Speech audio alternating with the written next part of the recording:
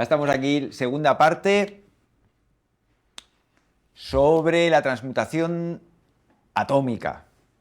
Eh, Eh, bueno, pues tío, tú mismo, porque ya bueno, hemos sí, a dejado... ver, hemos empezado un poco tarde porque, claro, yo sé que siempre ocurre lo mismo. Cada vez que hablas del tema de Guénon empiezan a saltar ampollas y yo quisiera, pues bueno, pues matizar un poco mis palabras, ni mucho menos pienso en el fondo cuando recapacito que Bola me parecía lo que yo lo he definido.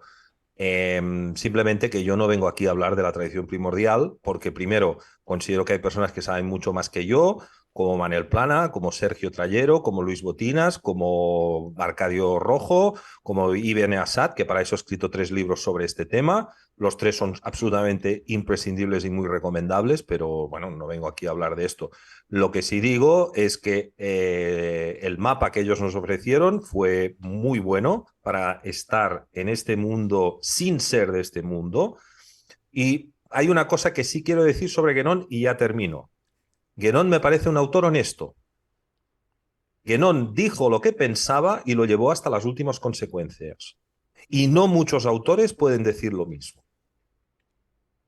Por lo tanto, al César lo que es del César, reconocerle la grandeza de su obra, reconocerle que nos abrió todos mucho los ojos y ya está. Guénon, si hubiera vivido hoy en día y hubiera podido, por ejemplo, la filosofía trica, que es el tantrismo, a diferencia de los Vedas, procede de épocas incluso anteriores. Ahí nos tendríamos que poner en el tema de si que el origen de la civilización hindú está en el Valle del Indus, que actualmente está en Pakistán.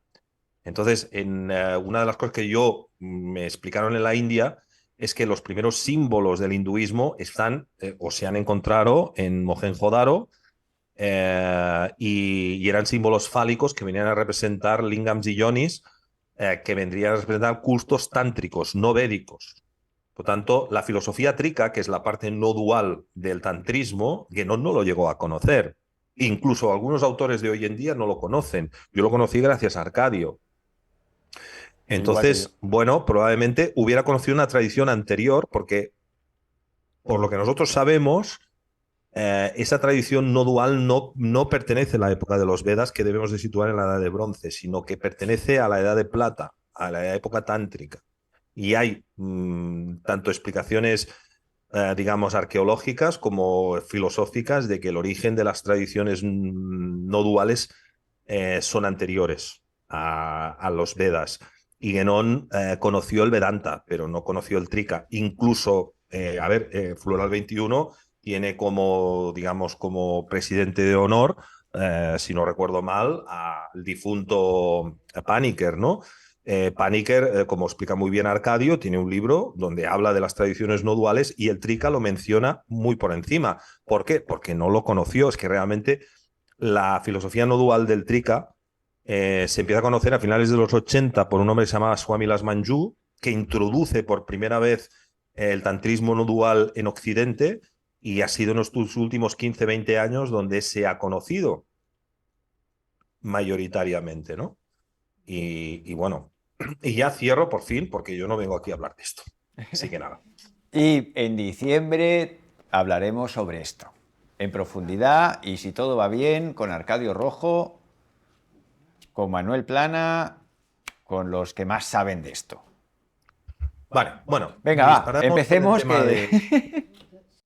de transmutaciones nucleares a baja temperatura, que es para ponernos un poco, para decir, bueno, vamos a hablar de un tema concreto y vamos a profundizar un poco, porque hay mucho que decir, ¿no?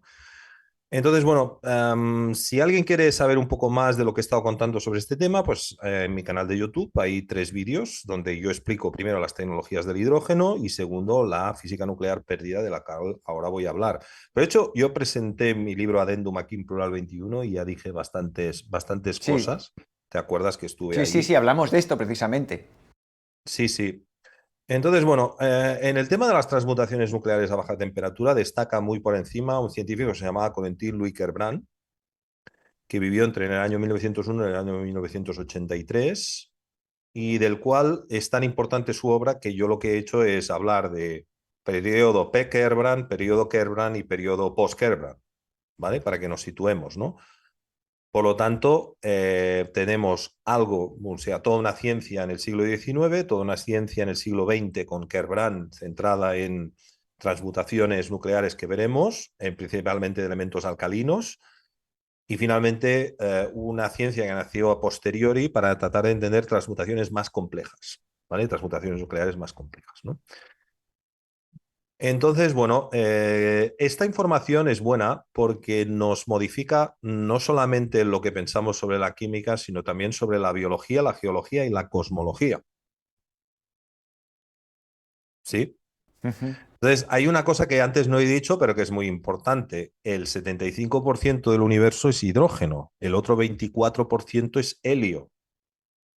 Eso significa que si nosotros descubrimos esta propiedad del hidrógeno, significa que estamos descubriendo cuál es la gasolina del universo.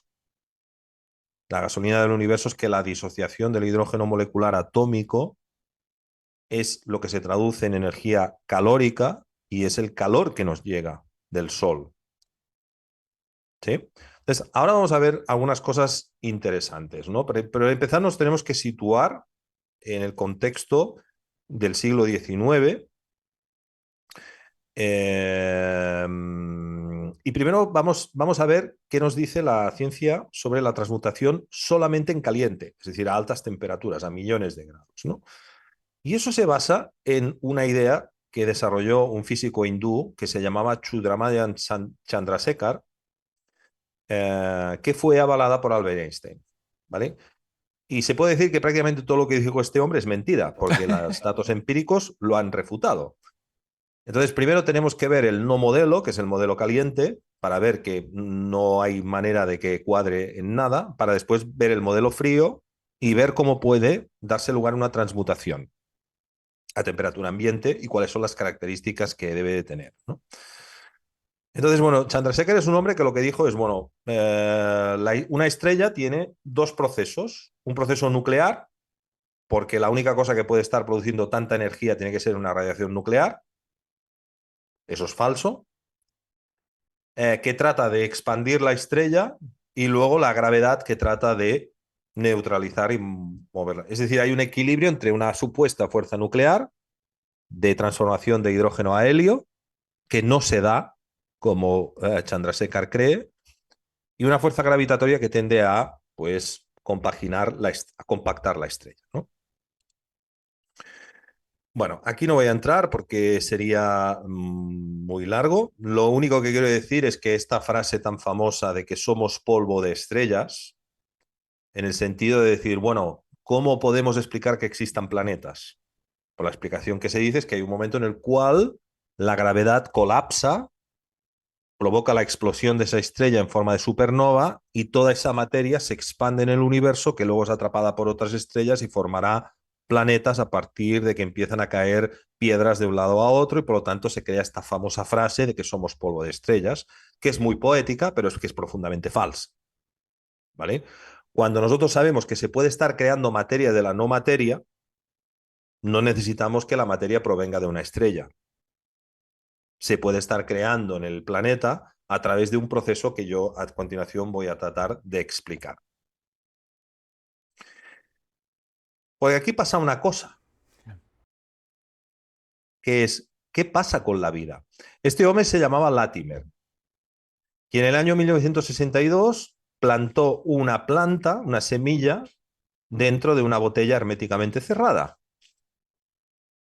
Y al cabo de las décadas, esta planta creció hasta hacerse así de grande. Y estaba completamente aislada del mundo, Wow. aumentando su masa muy, muy, muy significativamente. Lakhovsky, en un libro que publica que se llama El Gran Problema, nos dice lo siguiente. He aquí una pregunta para la que no tengo de respuesta. Él estaba observando en un microscopio y estaba viendo la proliferación de estafilococos cuando se le da un medio apropiado como pueda ser el agar o un azúcar. Y dice lo siguiente. ¿De dónde proviene la materia necesaria para hacer crecer este enjambre de estafilococos? Ni en la gelosa de la probeta ni en el aire se observan trazas de hierro o de ninguno de los otros 92 elementos químicos de la tabla periódica. Y sin embargo, allí están. Solo hay una posible respuesta. La radiación de fondo, que es la responsable de la oscilación celular, lo es por tanto también de la materialización. Es decir, Lakhovsky, que fue el desarrollador de estos aparatos de electroterapia, llegó a la conclusión de que el éter materializa la materia y el vector responsable de la materialización de la materia se llama vida. Por lo tanto, la biosfera terrestre no solamente es la capa viva de nuestro planeta, sino es una capa capaz de convertir lo inmaterial en material. Y aquí tendríamos una prueba. Toma castaña. Ahí es nada. Ese es uno de esos momentos en los cuales yo podía decir, bueno, ya me puedo ir de aquí. Y algún día lo haré. O sea, un día me van a invitar, voy a decir esto y me iré de verdad. Porque realmente es como para irse, como para decirte, oye, ¿nadie se ha dado cuenta que la vida crea materia con un experimento la mar de sencillo como este?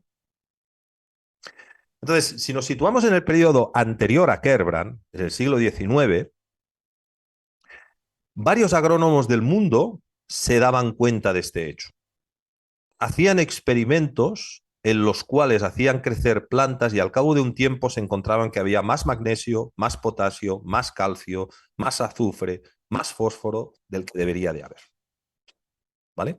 Entonces, el primero que hizo, me voy a saltar alguna cosa porque si no, me voy a saltar lo de Chandrasekhar porque va a ser demasiado, ¿vale? Salto, fíjate, la página 35, ¿vale? Luego volveré para atrás, pero no voy a explicar Chandrasekhar porque... Entonces, Lowe's y Gilbert eran dos ingenieros agrónomos que plantaron un acre y al cabo de 17 años le daban de agua, siempre agua destilada a las plantas, descubrieron que ese acre había desarrollado 5.700 libras más de calcio, 2.700 más de magnesio, 4.700 más de potasio, etcétera, etcétera. En total, 10 toneladas de materia habían sido creadas a partir de los árboles y las plantas plantadas en esa tienda. Y es imposible que 10 toneladas hayan caído del polvo del aire. Es decir, estos experimentos estaban muy controlados. Entonces, ¿esto por qué era así? Porque años antes, el señor Lavoisier nos había formulado una ley, que es la ley de conservación de la materia y la energía. La materia no se crea ni se destruye, solamente se transforma. La materia no se crea ni se destruye, solamente se transforma. Esa teoría es válida, porque enterró una explicación mucho más incompleta basada en un concepto que se llamaba el flogisto y fue uno de las leyes que sentó las bases de la química moderna y por lo tanto de la teoría atómica. ¿Lavoisier estaba en lo cierto? Sí. Estaba en lo cierto siempre y cuando yo estudié una reacción química donde no interviene la vida. Es decir, imagínate que yo tengo pues un hidrocarburo, como puede ser la gasolina, y hay oxígeno en el aire. Si yo realizo una combustión, ese carbono y ese hidrógeno que está en el hidrocarburo más el oxígeno que hay en el aire reaccionará para formar vapor de agua o agua y dióxido de carbono, monóxido de carbono y probablemente también algunos ácidos algunos ácidos nitrogenados por la reacción entre el oxígeno y el nitrógeno que se pueda dar. De manera que todos los átomos que habían antes serán igual a todos los átomos que habrían después combinados de manera diferente. Lavoisier tenía razón, sí. Pero, ¿qué ocurre? Que había otro hombre que se llamaba Vauquelin que decía, Lavoisier tiene razón, pero parece ser que la vida es capaz de soslayar ese principio. Y eso es importante decir que todo esto es entre el siglo XVIII y el siglo XIX, cuando no se había escrito esa famosa ecuación E igual a m por c al cuadrado, que solamente se cumple en unos momentos muy concretos, y esta gente no sabían que la energía era materia o la materia era energía. Por lo tanto, durante el siglo XIX, en la agronomía se buscaba la posibilidad de que la vida pusiera en jaque al Lavoisier. Y eso creó partidarios y detractores. Hubieron partidarios de Vauquelin que dijeron, no, Vauquelin tiene razón, porque hicieron experimentos con animales y con plantas y demostraron que efectivamente la cantidad de masa aumentaba, y partidarios de Lavoisier estrictos que decían que el principio de Lavoisier no se soslayaba con independencia de si la vida intervenía o no. ¿Se entiende dónde quiero ir a parar? Bien, uno de los experimentos más famosos consistía en dar de comer a una ave, en este caso una gallina, avena. La avena sabemos que contiene mucho potasio y muy poco calcio, y de hecho de la avena se le puede eliminar el calcio. Si yo doy de comer avena a un pollo, nunca, nunca, nunca se observa que tenga problemas de calcio. Sigue teniendo los huesos igual de fuertes y sigue teniendo los huevos igual de... Los huevos contienen básicamente carbonato cálcico. La cáscara es eso. La cáscara es eso, ¿no? Entonces, a eso antiguamente se le llamaba efecto Vauquelin y después se le pasó a llamar efecto Kerbrand. ¿Vale? Pero en realidad el primero que descubre es esto es Vauquelin. Y este experimento tenía muy fascinados a los partidarios y los detractores de Vauquelin y Lavoisier. ¿De dónde viene el calcio de un ave que ingiere comida que no contiene calcio? Y recordemos que el calcio, y tú eres químico y lo sabes, es uno de los elementos que es más fácil estudiar su trazabilidad. No es lo mismo buscar la trazabilidad del calcio que buscar la trazabilidad de otros elementos. Es relativamente sencillo. Bien, entonces, con esta premisa, hay que decir que los libros de química del siglo XIX contemplaban la hipótesis de Lavoisier y Vauquelin a la par. Es a partir del segundo tercio del siglo XIX cuando la hipótesis de Vauquelin empieza a ser cada vez más tapada. ¿Vale? Entonces, se hicieron cientos de experimentos en agricultura. Por ejemplo, aquí yo quiero poner también escépticos, ¿no? Nicolas Theodor Saussure y Albert Tauer, que eran seguidores de Lavoisier, dijeron que el efecto Kerbrand era falso. Y pusieron sus pruebas de por qué las aves pueden producir calcio en ausencia de calcio. Pero hubieron partidarios como Van Helmont, ya, atención, en el siglo XVI se habían fijado en este efecto, Vauquelin, por supuesto, y William Prout, que vivió entre el siglo XVIII y el siglo XIX, que hicieron muchos experimentos con aves para tratar de mostrar este efecto Vauquelin, que finalmente se ha acabado llamando efecto Lavoisier, efecto Kerbrand, ¿vale? Por ejemplo, el caso del filósofo William Preus, que él escribió un libro titulado Espíritu y Materia, donde realizó una serie de experimentos con Albert von Hersele, que también era otro partidario de Vauquelin, y publicó un libro en el año 1883 titulado El origen de las sustancias inorgánicas, donde ofrece más de 500 pruebas experimentales con plantas que demuestran que las mismas no solamente absorben materia del suelo, sino que están constantemente creando. ¿Sí? Y usando siempre agua destilada, utilizaba semillas germinadas o notando un notable aumento del potasio, el magnesio, el fósforo, el calcio y el azufre, al igual que habíamos visto en este slide anterior de los ingenieros agrónomos Lowes y Gilbert, que estos lo hicieron en Inglaterra. Entonces lo que se hacía es calcinar las cenizas minerales y hacer un análisis espectrométrico para ver esos elementos. Eso sabes que es un proceso que la química lo utiliza continuamente, la calcinación y la espectrometría de esas masas.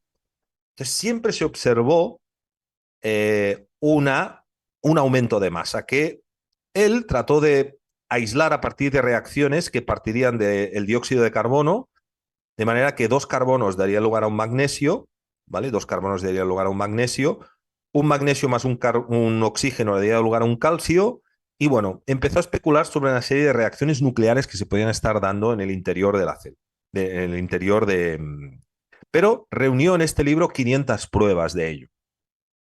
Es decir, la hipótesis de Vauquelin estaba siempre ahí. O sea, Vauquelin nunca dijo que Lavoisier no tuviera razón. Dijo que cuando la vida entraba en juego, ese principio se soslayaba. Eso tiene que quedar muy claro. ¿Vale?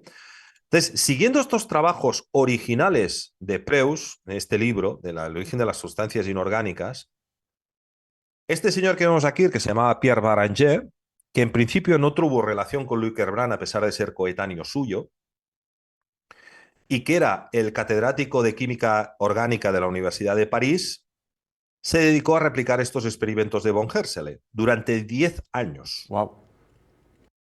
Y Baranger, con mejores métodos y más precisos, verificó que el contenido de sodio, potasio, calcio en arvejas, antes y después de la germinación en agua bidestilada, aumentaban la vida. Y él, en un artículo en la revista Ciencia y Vida del año 1959, estos son recortes de las afirmaciones de Baranger, un sabio francés quiere burlarse de la ciencia atómica exclusiva mundial. Yo tengo todos los artículos originales, bueno, todos no, pero tengo algunos artículos originales de Baranger, donde en este artículo termina diciendo: mis resultados parecen increíbles, pero ahí están. He tomado todas las medidas de precaución posibles. He repetido miles de veces los experimentos. He hecho que terceras personas replicaran y comprobaran los resultados sin que supiesen a qué se refería. Eso se llama doble ciego. He empleado diversos métodos. He cambiado de experimentadores, pero no hay evasiva posible. El resultado es que las plantas conocen el antiguo secreto de los alquimistas. Esto lo decía el catedrático de química orgánica de la Universidad de París. No sé si es la Sorbona, pero creo que sí. ¿Vale? El resultado es que las plantas conocen el antiguo... todos los días ante nuestros ojos están transmutando los elementos. Mis resultados confirman a von Hersele y permiten demostrar que bajo determinadas condiciones las plantas son capaces de generar elementos químicos que antes no existían en su entorno. ¿Sí? Pero Baranger se quedó solo. En el siglo XIX, lo que era algo normal, ¿qué ocurre? Que aparece Einstein, nos dice igual a m por c al cuadrado.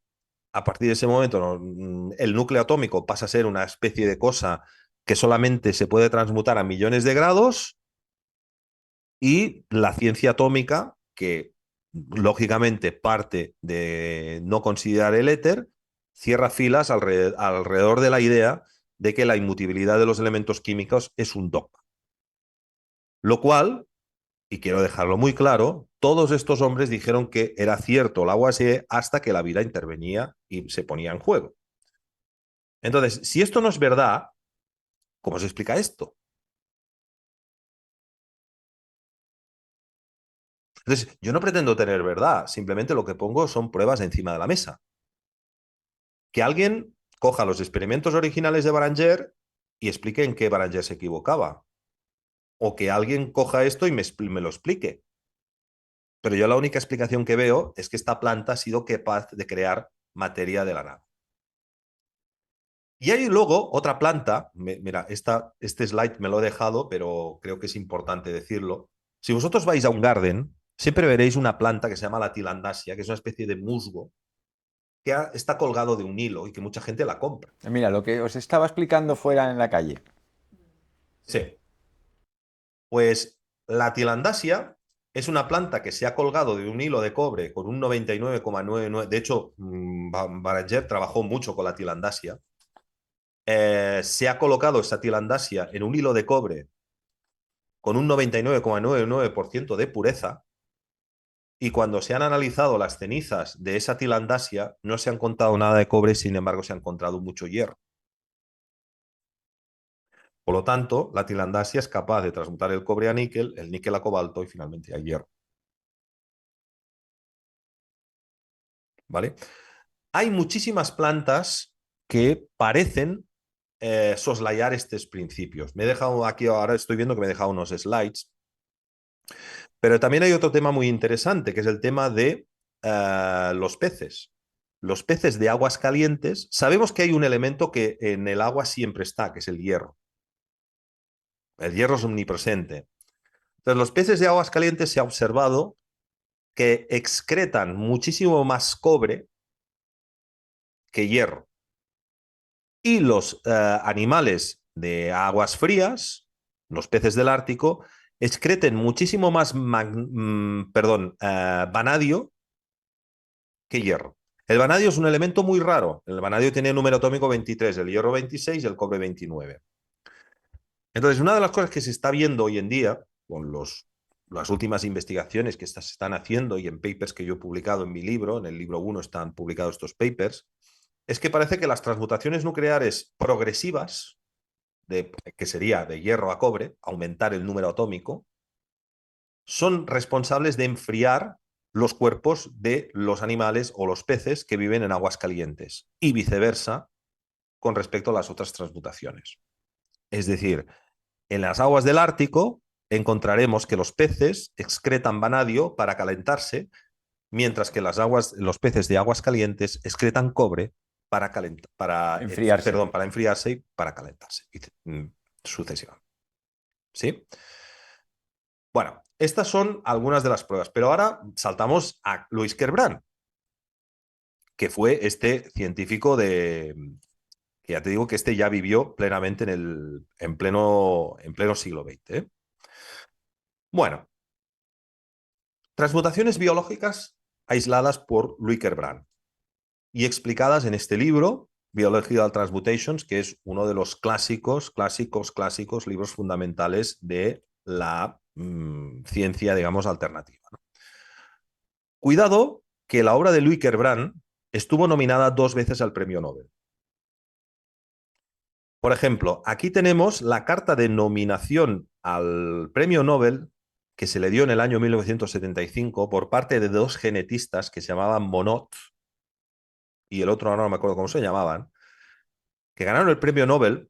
Podéis buscar François Monod, premio Nobel, veréis que fue premio Nobel de Medicina, si no recuerdo mal, en el año 68, que lo que hicieron es, como genetistas, estudiar los genes que podían estar involucrados en las transmutaciones nucleares y los aislaron.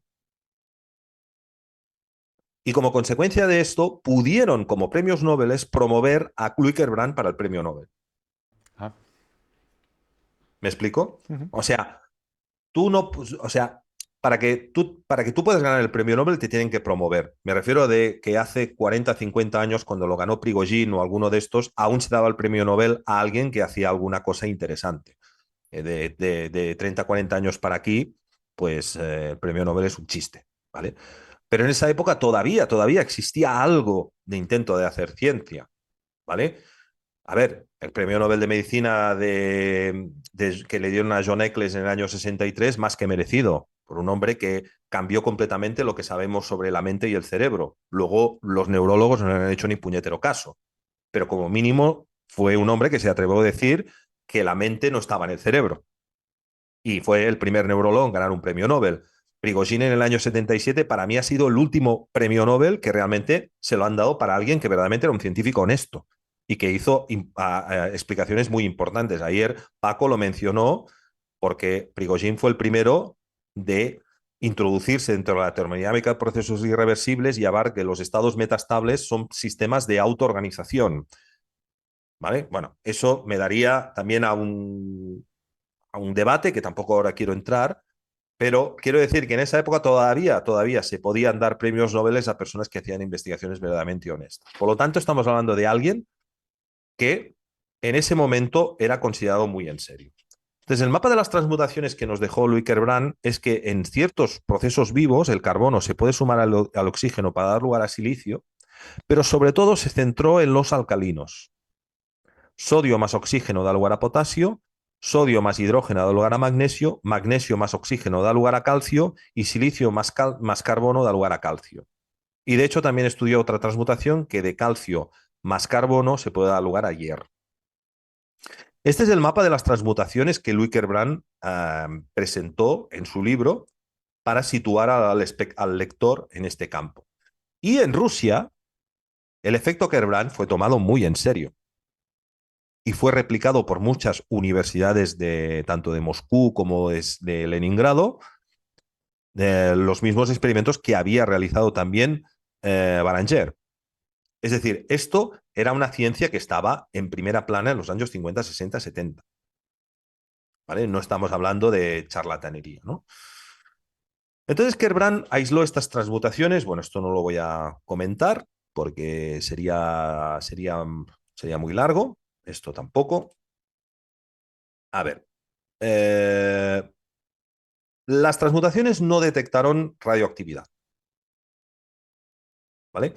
Digo esto porque, por ejemplo, si el calcio transmuta a potasio, ¿vale? Y libera un hidrógeno, ahí hay una cantidad de materia que es aproximadamente el 1% de un átomo de hidrógeno, que sería unidades de masa atómica, que debería dar lugar a un fotón de rayos gamma, que es lo que siempre dicen. Debería de estar emitiéndose radiación gamma. Bueno, hay una explicación de por qué no se emite radioactividad, que es muy larga, es muy compleja, pero que ya se tiene hoy en día. Es decir, ya se conoce por qué esas transmutaciones se pueden estar dando y por qué no se libera radioactividad. Pero eso Pero entonces, ¿qué creo que se no libera? vamos a... Calor. Esa energía, ¿cómo sale? En forma de calorífica. Sí, es calor entrante, calor saliente. Vale, vale. ¿Vale? En definitiva es un... perdón, es que me están llamando. Vale, entonces, vamos a ver algunas de las transmutaciones que aisló Kerbrand. A ver, es que me quiero saltar bastante cosa porque... eh, vale, bueno. Este slide aquí. Vale, una de las cosas que descubre Kerbrand es que estas transmutaciones se producen exactamente a 37,8 grados. Justas. ¿Vale? Tac. Sí. Por eso los seres vivos, los mamíferos, estamos a esta temperatura. Hay una cosa que debemos de tener en cuenta. Vamos a ver, una persona, 70 kilos. Si un 70% está hecho de agua, significa que hay un 50 litros de agua. Un gradiente térmico de, vamos a suponer, 15 grados. Temperatura ambiente 22 grados. ¿Vale? La cantidad de calor que está saliendo es muy grande. ¿De dónde proviene ese calor? Y sobre todo, ¿por qué los seres vivos estamos a 37,8 grados? Y si nos desviamos 1 grado de esa temperatura lo notamos tanto. ¿Sí? Ujú. Entonces, esto está relacionado con las transmutaciones nucleares, como veremos, ¿no? Entonces, bueno, vamos a... Es que esto es... explicar esto sería bastante largo. Kerbrand se da cuenta de que hay 4 levaduras que pueden realizar estas transmutaciones, que son el Aspergillus niger, el Penicillium crinogenum, el Saccharomyces cerevisiae y un hongo llamado el hongo lepiota. ¿Vale? Entonces, él realiza varios experimentos controlados donde observa que a un hongo le das sodio en forma de sal y te lo transmutará a potasio. ¿Vale? Es decir, él se concentró en este tipo de transmutaciones utilizando siempre levaduras. ¿Vale? Entonces, bueno, aquí tendríamos el mapa de las transmutaciones y el mapa de los hongos implicados en estas transmutaciones, pero vamos a ir a pruebas. Prefiero mostrarte O sea, otro el tipo de tipo pruebas. cogía hongos, los alimentaba solo con un elemento y se encontraba Sí, que había siempre y aparecido allí cuando, más elementos de... ¡pop! sí, pero tenía que estar a 37 grados. Y Kerbrand nunca supo por qué. Bueno, vamos a ver algunos experimentos concretos, ¿vale? Vamos a ir a experimentos concretos y entonces lo entenderemos mejor. Por ejemplo, eh, él se dio cuenta de que una planta con cuarzo, del cual encima habían estas bacterias, transmutaba el silicio a calcio. ¿Vale? Es decir, observó un decaimiento del silicio y un aumento del calcio. ¿Vale? Primer experimento que realizó. El más importante fue la transmutación de sodio a potasio. ¿Y cómo lo hizo? Pues me voy a sacar esto porque es que hay mucho que contar, entonces voy a ir a experimentos concretos para que la gente se quede con cosas concretas. Kerbrand dijo, bueno, estoy detectando en laboratorio que a 37 grados a veces el sodio pasa a potasio, cuando me paso de temperatura el potasio pasa a sodio y así sucesivamente, ¿vale? Es como a 37 grados en un efecto para adelante, para atrás, para adelante, para atrás en la transmutación. Bien, me voy a ir a un sitio donde la temperatura habitualmente esté por encima de los 37 grados. Y en esa época, Argelia estaba bajo el régimen francés, o sea, pertenecía a Francia. Entonces, durante el verano, los trabajadores que trabajaban en el desierto tenían, y antiguamente tenían y todavía tienen, la costumbre de tomar sal. ¿Sí? De hecho, en el té se echa siempre un poco de sal. Se toma té caliente con un poco de sal, de cloruro de sódico. Entonces, él analizó después la orina de las personas y se dio cuenta de que conforme iba aumentando la temperatura desde el mes de mayo hasta llegar a la canícula de calor que era en junio, la cantidad de potasio que excretaban por la orina era superior a la cantidad de sodio. Es decir, que cuando más aumentaba la temperatura, menos sodio había en la orina y más potasio había. Entonces empezó a entender que la transmutación de sodio a potasio es una transmutación que lo que hace es enfriar el cuerpo cuando el cuerpo supera esta temperatura de 37 grados. ¿Sí? Esta fue una de las grandes evidencias experimentales que hizo Louis Kerbrand para ver o sea, primero estuvo el efecto Kerbrand, que es lo que te digo, la transmutación del potasio a calcio, luego la transmutación del sodio a potasio en la orina, y finalmente la acción de estas bacterias en la transmutación del silicio para dar lugar a calcio. ¿Por qué? Porque Kerbrand se dio cuenta de que si a las gallinas les quitaba también el potasio, las gallinas podían sobrevivir con altas dosis de silicio. Ujú, ¿Vale? Es decir, con cuarzo. ¿Sí? ujú. Y les bajaba las dosis de potasio, pero les subía las dosis de cuarzo, que contiene silicio, seguían poniendo huevos. Entonces Kerman empezó a ver que realmente el fenómeno de la transmutación es un fenómeno muy complejo, pero que se da a unas temperaturas muy concretas, sin llegar a averiguar por qué se produce. Entonces, la transmutación de sodio a potasio tenía también una prima hermana, que era la transmutación de sodio a magnesio. Efectivamente, en las orinas de las personas también se detectaban cantidades importantes de magnesio, por encima de lo que se había ingerido. ¿Sí? Es decir, la sal que contenía sodio, al final en la orina no se veía esa cantidad de sodio. Se veía potasio sobre todo y magnesio. Y siempre a 37 grados. Entonces, algo está ocurriendo ahí para que el oxígeno, que es sodio más oxígeno, potasio, sodio más hidrógeno, magnesio, algo está ocurriendo ahí que está haciendo resonar el oxígeno con el hidrógeno. Ujú. ¿Sí? Y que está haciéndolo entrar en resonancia. ¿Sí? Algo ocurre a 37 grados que el oxígeno y el hidrógeno parece que se meten dentro de la estructura del sodio para dar lugar a magnesio y a potasio. ¿Se me entiende lo que digo? Sí, sí. Sí. ¿Lo entendéis? Sí. Bueno, hay que conocer un poco la tabla periódica y conocer los elementos alcalinos, ¿no? Entonces, este sería el crescendo conforme va aumentando la temperatura con respecto a lo ingerido y lo excretado. Y fijaros que la diferencia aumenta conforme va aumentando la temperatura, porque cada vez se necesita de tirar más de esa transmutación Para para enfriar. enfriar el cuerpo. ¿Sí? O sea, entiendo que esto Bueno, en los esquimales es justo a la inversa. exacto. Pero, perdón, que me cambio de silla. Momento. Sigue, sigue, Artur. Y... Entonces, al mismo tiempo, nosotros podemos encontrar muchas veces esto. Estos son depósitos de cloruro de sodio, cloruro de magnesio y cloruro de potasio. Nos los encontramos en capas sucesivas.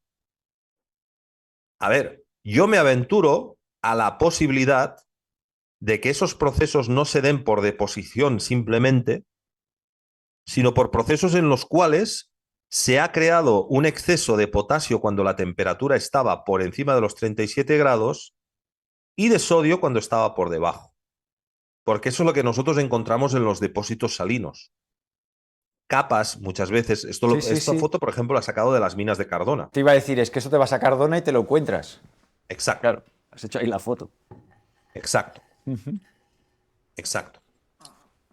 Y espera que continúo porque tengo que volver a mostrar este mapa para que todos nos situemos un poco, ¿vale? Este mapa nos sirve para situarnos. Entonces, Kerman estudió también otras transmutaciones de las cuales no llegó a sacar pruebas definitivas. De estas sí, y luego te enseñaré las de geología, que son muy importantes, pero también estudió, por ejemplo, el hecho de que muchos soldadores saben que no pueden respirar los vapores,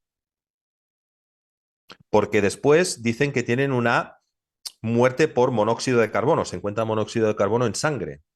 Pero claro, Kerbrand dice, cuidado, es que a lo mejor no es porque han respirado monóxido de carbono de la soldadura, sino porque el nitrógeno ha transmutado a carbono más oxígeno. Porque Kerbrand dice, no entiendo cómo alguien que está respirando esos niveles de monóxido de carbono no le entra la alarma, por decirlo de alguna manera. Pero de esta transmutación Kerbrand no sacó pruebas concluyentes. ¿Vale? También estudió la transmutación del azufre por suma de oxígeno más oxígeno. ¿Vale? Y varias más. ¿Vale? Varias transmutaciones más. O sea, el libro está, digamos, con una parte donde pone evidencias de estas transmutaciones y después otras posibles. ¿Vale? Nos dejó un trabajo inconcluso. Bien. Al mismo tiempo, estos trabajos de Louis Kerbrand llegaron a orejas en el año 63 de este hombre que se llamaba Komaki. De manera que muchas veces vas a ver las transmutaciones de Kerbrand o las transmutaciones de Kerbrand-Komaki. Es porque en el año 63 Kerbrand inicia un trabajo junto a este hombre. ¿Por qué? Este hombre era japonés y era microbiólogo. Era un hombre que conocía muy bien las levaduras y las había estudiado muy bien, mientras que Kerbrand era puramente un químico. Entonces, este hombre le escribe una carta a Louis Kerbrand y dice, vamos a ver, en Japón tenemos un déficit de sales potásicas y necesitamos potasio para la agricultura. Entonces, podíamos hacer un laboratorio de producción de sales potásicas a partir de sales sódicas, es decir, de cloruro de sódico, y, digamos, unir dos trabajos, ¿no? Y de ahí vinieron las transmutaciones de Kerbrand-Komaki, que son las transmutaciones extendidas, que es este cuadro que antes yo te he ofrecido, ¿vale? Empezaron a hacer experimentos con estas levaduras, las ponían a 37 grados y observaban el crecimiento del potasio en esas sales sódicas. ¿Vale? Y una de las cosas que encontraron es que se tenía que poner pequeñas cantidades de potasio para que el potasio actuara como catalizador nuclear. ¿Vale? Es decir, que el producto se convertía en una enzima nuclear. Para los que sepáis de química, sabréis más o menos por O dónde sea, voy, para que ¿no? todo funcionara, para tú obtener potasio tenías que añadir una pizca inicial, ¿no? Es esto, Exacto, exacto. que Que eso en arrancara química todo el sabes proceso. perfectamente que a nivel de catálisis puramente química se tiene que hacer muchas veces. Sí, sí. Pues claro, esto hablando en términos nucleares, parece ser que estamos entrando en un terreno que pues puede ser la misma cosa. Una pequeña cantidad de producto puede dar lugar a producto. A ver, me he saltado muchos slides porque voy directamente de cara a pruebas, ¿no? Bien, estos trabajos de Kerman y Komaki llegan a orejas de unos científicos militares que deciden, bueno, vamos a ver si el señor Kerman y Komaki tienen razón. Y en el año 78 realizan un experimento para tratar de encontrar transmutaciones nucleares en los seres vivos. Y dicen, vamos a ver, ¿en qué lugar la célula está produciendo su energía? En la mitocondria. Muy bien. Pues vamos a estudiar la mitocondria y vamos a ver si se están produciendo transmutaciones nucleares ahí. ¿vale? Desarrollo de transmutación en sistemas biológicos. Paper que en su momento estuvo totalmente secreto. Es decir, una serie de experimentos secretos que después este paper se abrió. Entonces, el propósito de este estudio es determinar si transmutaciones elementales están ocurriendo en sistemas biológicos y revelar la posible fuente de energía responsable de ellos. Los trabajos del profesor Kerban y Komaki y otros han sobrevivido y se ha concluido de que existen transmutaciones de sodio a magnesio, de potasio a calcio, de manganeso a hierro y de cobre a zinc. Ah. Que estas las aislaron los militares, no Kerban. Bueno, pues el resultado de este paper, ¿vale? Que tiene su background y que se puede descargar de internet porque está desclasificado y todo, concluyó que efectivamente era cierto. Es decir, el resultado final fue que este experimento era correcto. Aquí podemos ver pues las transmutaciones con incluso la de cobre a zinc, que es la que te digo que también aislaron, etcétera. Aquí podemos ver pues cómo ellos aíslan la mitocondria para encontrar el lugar donde esto se puede estar concluyendo y efectivamente concluyeron que sí. ¿Vale? Entonces ellos lo que creían es que en el ATP se produce una aceleración de los electrones parecida a lo que ocurre en un acelerador de electrones, de manera que ganan tanta energía que pueden provocar esa transmutación. Yo personalmente no estoy de acuerdo con esto porque en un futuro hemos descubierto el concepto de resonancia fonónica que nos responde a esto. Pero ellos, como en ese momento no conocían la resonancia fonónica, plantearon esto como hipótesis de por qué las transmutaciones se podían estar produciendo. Y la conclusión fue, se ha concluido que transmutaciones elementales ocurren en sistemas vivos y están acompañados por pérdidas de masa representando su conversión en energía térmica y que esto puede ser una ganancia neta de energía cuando se compara con la energía producida por la transmutación. Aquí podemos ver el paper desclasificado por si alguien lo quiere leer. ¿Vale? Año 1978, este paper se desclasifica a finales de los años 80. Estuvo 12 años en secreto. Pero científicos militares validaron este hecho. ¿Vale? Entonces, claro, ¿por qué lo pueden hacer estos científicos militares? Pues muy sencillo, porque a los científicos militares no les pasa lo que les pasa A los a los científicos universitarios académicos. normales. Claro, a ellos les da exactamente igual publicar un paper y que luego inmediatamente les llamen magufos o les quiten la financiación o cualquier otra cosa. ¿Vale? O sea que aquí también estamos respondiendo de, bueno, si esto fuera verdad, ¿por qué no se conoce? Bueno, es que claro, si tú dices que quieres realizar un trabajo de transmutación, pues nadie te va a Sí, financiar sí. eso. Vete al ministerio y pide que te financien esa investigación. Claro, Se te burlan en la cara directamente. claro. Es que la ciencia no avanza simplemente porque está basada en dogmas. Entonces, cuando tú rescatas un paper como este, dices, bueno, pues aquí tienes la prueba. ¿Vale? Pruebas de transmutaciones nucleares a baja temperatura hay para aburrir, para aburrir.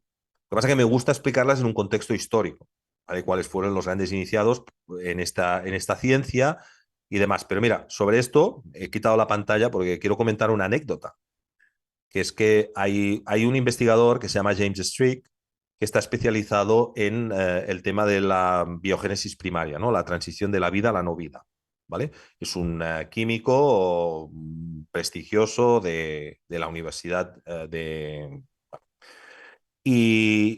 bueno, ¿te acuerdas de los experimentos con biones de Reich, no? Bueno, pues él recibe un paper de unos científicos coreanos que habían replicado completamente los experimentos con biones de Reich. Pero de arriba abajo, el preparado 8, el preparado 1, el preparado 2, el 3, el 6, todo. Lo fusilan directamente. Pero no mencionan a Reich. Entonces, James Strick les escribe y les dice, oiga, me ha llamado mucho la atención su experimento sobre la conversión de hierba a amebas, que es lo que Reich descubre, pero no sé si lo saben, pero en Europa esto en los años 40 se hicieron experimentos para tratar de validar esto. Y los coreanos le contestaron, sí, claro, los experimentos con biones de Wilhelm Reich, por supuesto, estamos totalmente al caso de esto. Entonces James Strick les escribe y les dice, oiga, ¿y por qué no lo dicen? Porque si hablamos de eso, catacroker. Claro. Entonces, Estos coreanos, que eran de un departamento de microbiología, decidieron replicar los experimentos con biones de Reich, pero la premisa que recibieron de arriba es: tú publica el resultado y lo que tú quieras, que al final eso va a ser un paper más que va a quedar ahí perdido y ni Dios se lo va a leer, porque es lo que ocurre. O sea, hay un mar de mierda en los... Bueno, ya lo has visto ahora. Ahora has callado la polémica de un tío que está publicando 350 papers al año. Ya me explicarás tú a mí. Cada día está publicando un paper. O sea, se compran, se venden, bueno, en fin. Ellos simplemente quisieron hacerlo y darlo al mundo. Entonces, claro, cuando James Strick lo vio, dijo: "Mira, pues esto es los experimentos con biones de Reich". Digo, sí, digo, pero es que la premisa que recibimos es: haz lo que quieras, Pero no pero hables no del menciones a tipo. Reich. Porque vas automáticamente al saco de los magufos, ¿no? Correcto. Entonces, por eso la ciencia no avanza. Porque ¿cómo yo puedo demostrar que Kerbrand, o sea, yo soy el primero en desear que estos experimentos se den lugar en un ambiente académico controlado y todo, pero es que no se puede, porque se han establecido una serie de dogmas que son mentira. Y tengo que recuperar un paper escrito por unos militares que replican estos experimentos y que le dan la razón a Kerbrand. Por lo tanto, estamos en una especie de guerra donde no estamos luchando con las mismas armas. ¿Me explico? Oye, perdona que te Bueno, haga aquí un corte. Y volviendo a lo que hemos visto en la charla anterior de Tesla. Claro, tú estás en una universidad y quieres trabajar con las ondas longitudinales eléctricas y te envían a pastar. ¿De qué vas, tío? te voy a explicar. Pero en cambio un militar, los militares se ven a ver hinchado. Hinchado. Hinchado. Claro. Toda esta ciencia, cuando alguien la desarrolla, o históricamente cuando la ha desarrollado, ¿qué ocurre siempre? Pues se la quedan. Mira, el caso de la propagación longitudinal de la electricidad, hubieron unos rusos, esto lo explico también en mi curso, en la sesión 8. Hubieron unos rusos que pertenecían a una universidad agraria, ahora no recuerdo qué ciudad de Rusia, creo que Vladivostok o algo así, que replicaron la transmisión longitudinal de energía por Tesla. ¿Por qué? Para abastecer de energía granjas que estaban En Siberia. separadas, sí, y dieron resultado como resultado positivo. Entonces, cuando el resultado fue positivo, la transmisión longitudinal de energía a 25 kilómetros, tuvo que salir el propio ministro de Energía de Rusia diciendo que eso no era algo económicamente rentable. Pero tuvo que reconocer que efectivamente estos tipos habían tenido éxito en la transmisión a 25 kilómetros de energía. Tú con electricidad convencional no puedes transmitir energía no a 25 kilómetros, sino a 10 metros. ¿Me explico? Y ahora imagínate hacer esto con presupuesto militar. Haces lo que te da la gana Claro. y nadie se entera. Bueno, es igual, no te quiero sacar del tema, volvamos. No, no, no, es que, a ver, mira, hay un instituto en Italia que se llama el ENEA, Instituto Oficial de la Energía de Italia, que ellos en el año 2008 publicaron un paper de 300 y pico páginas con réplicas de fusión fría. Y en el año 2015 Bill Gates fue a visitar este centro, porque Bill Gates tiene una empresa que se llama TerraPower, que es una empresa de producción de energía renovable. O sea, esto está publicado. O sea, cuando yo vi este paper de, ya te digo, de 300 páginas, yo lo pasé a varios profesores míos diciendo: oye, pues que ya lo están haciendo. Ya están, institutos oficiales ya han reconocido que la fusión fría es posible y tal. Y la respuesta que recibí fue ninguna. O sea, esto es una realidad. Esto, lo que yo estoy explicando es una realidad. No, está ya ahí, esta ciencia. Sí. Bueno, pasamos a geología, ¿vale? Transmutaciones nucleares en la Tierra. Bueno, hay otro tema también, que es el tema de Panos Papas, que descubrió que la famosa bomba de sodio-potasio podía ser una transmutación regresiva de sodio a potasio.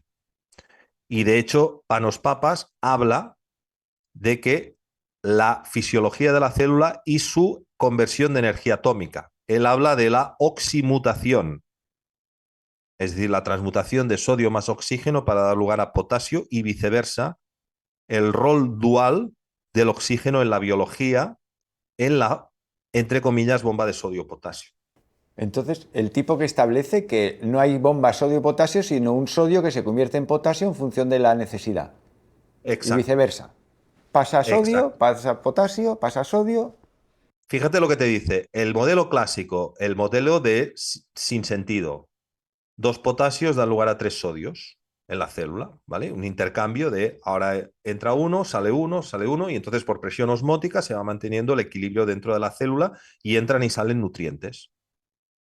Lo que te dice es un modelo activo, donde es el sodio que transmuta potasio o el potasio que transmuta sodio, que da lugar a la energía suficiente como para que entren y salgan los nutrientes a la célula y los materiales de desecho.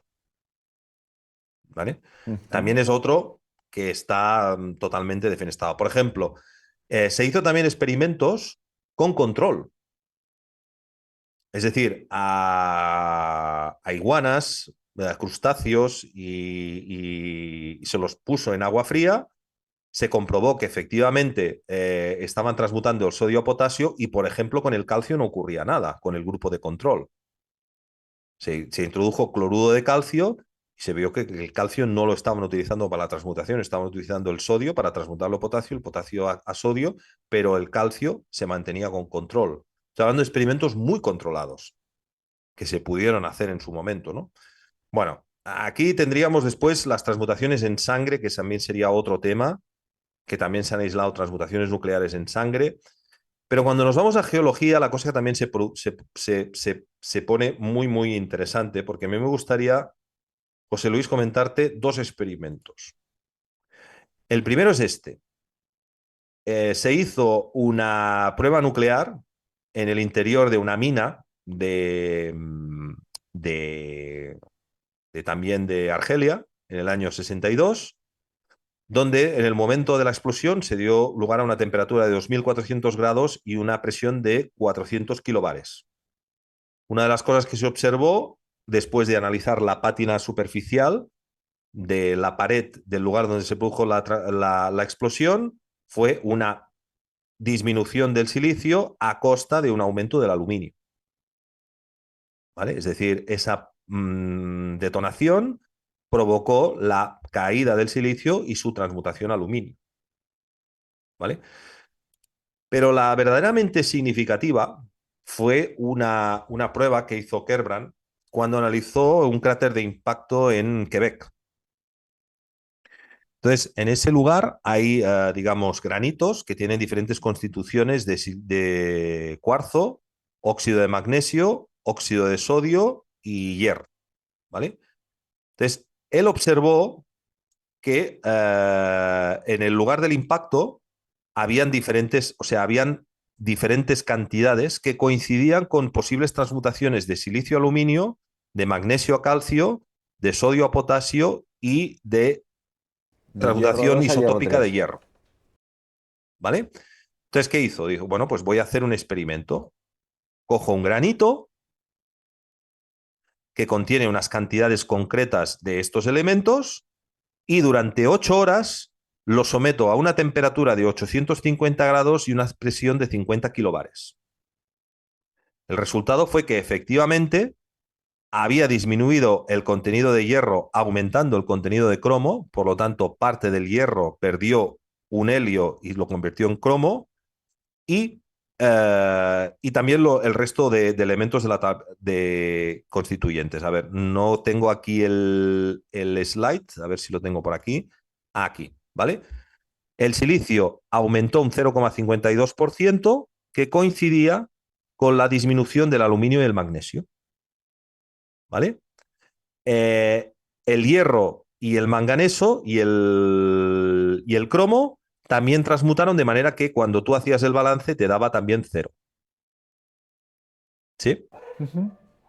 Es decir, cuando yo someto a un granito a 50 bares y una temperatura de 850 grados, observo que al cabo de 8 horas aproximadamente un 1% de sus elementos han transmutado. Entonces, ¿qué pasa? Que en el interior de la Tierra eso es normal. Presiones de 50 kilobares y temperaturas de 800 grados se dan a 15 kilómetros de profundidad.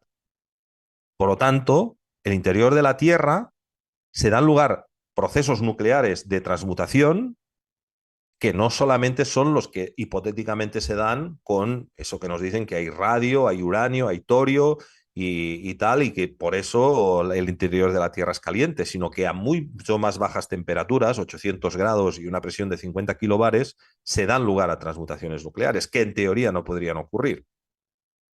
Por lo tanto, este experimento con este granito nos cambia completamente lo que nosotros pensamos que puede ser el interior de la Tierra. Y entonces todo lo del polvo de estrellas de Carl Sagan, ¡pif! Claro, claro. Sí, sí. Entonces, por eso es tan sumamente importante la obra de Brand, porque tanto en el campo de la biología como en el campo de la geología, él tiene dos libros, Transmutaciones en el campo de la biología, Transmutaciones en el campo de la geología, nos cambia completamente todo lo que podemos imaginar, ¿no?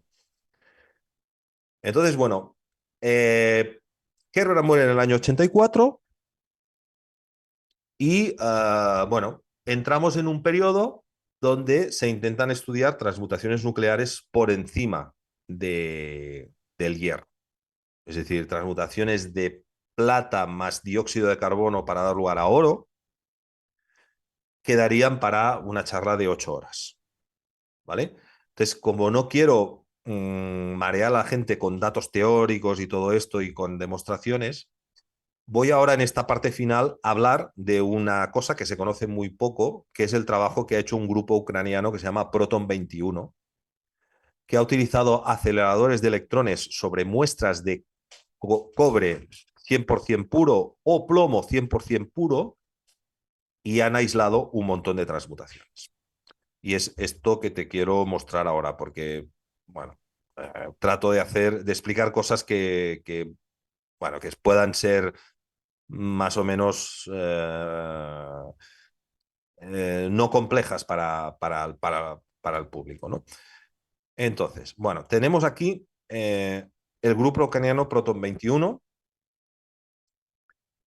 que principios de este milenio, en Bonn, presentaron su proyecto de generación de isótopos a la carta, utilizando aceleradores de electrones consumiendo 100 veces menos energía, y luego lo que se llama el MCT, que después te explicaré lo que es, ¿vale? Que está basado en Brand.